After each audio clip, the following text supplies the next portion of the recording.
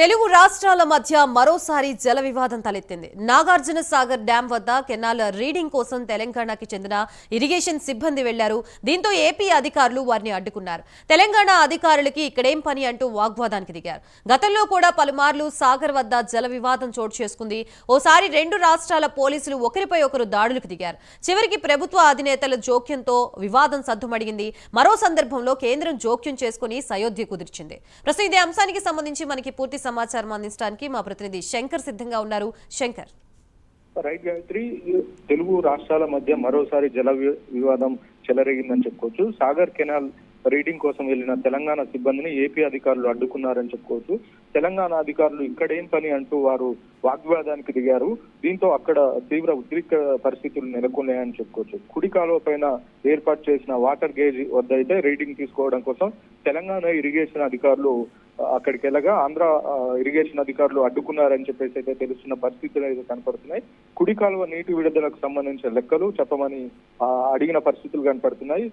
Telangana irrigation అధికారులను Andhra irrigation అధికారులు ప్రశ్నించిన సందర్భాలు కనపడుతున్నాయి. రీడింగ్ తీయొద్దని హెచ్చరించారని, మీరు ఎవరికైనా చెప్పుకోండి అని చెప్పేసి ఆంధ్ర ఇరిగేషన్ అధికారులు బెదిరింపులకు పాల్పడ్డారని చెప్పేసి తెలంగాణ ఇరిగేషన్ అధికారులు అయితే చెప్తున్నారు. ఈ విషయాన్ని తెలంగాణ ఇరిగేషన్ అధికారులు KRM సమాచారం గ్రూపులతో పాటు అధికారులు తెలియజేశారు. నాగార్జున డ్యాం నిర్వాహకులు ఎవరైతే ఉన్నారో వీళ్ళు KRMB అయితే ఆ సంస్థకు సమాచారం చేరవేసిన పరిస్థితి తెలుస్తుంది. మొత్తంగా గత కొన్ని నెలల క్రితం నాగార్జున సాగర్ డ్యాం వద్ద ఆంధ్ర తెలంగాణ నీటి వివాదం కొనసాగింది. దాంతో రెండు తెలుగు రాష్ట్రాల మధ్య ఉన్న బార్డర్ ఏదైతుందో పారామిలిటరీ బలగాలతో ఇప్పటికీ